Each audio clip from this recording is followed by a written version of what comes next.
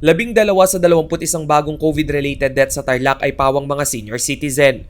Base sa COVID data ng probinsya nitong October 20, ang pinakamatandang namatay ay ang 90-year-old na babae mula sa bayan ng Concepcion.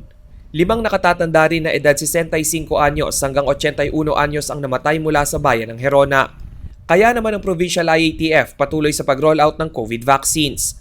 Sa kanilang latest report, higit 343,000 na ang nakatanggap ng unang dose at 243,925 ang naturukan ng second dose o fully vaccinated na.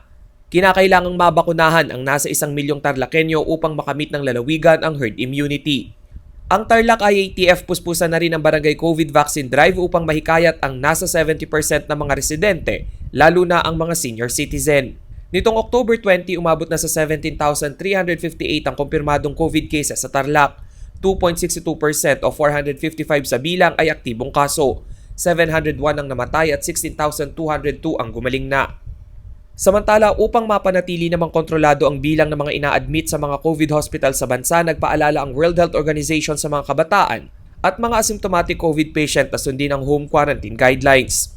Sa ganitong sistema, mas mabibigyan ng atensyong medikal ang mga may moderate to severe COVID situation, lalo na ang mga nakatatandang sektor.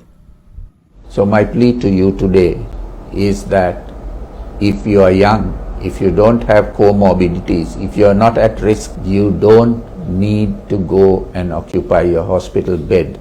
Monitor the symptoms.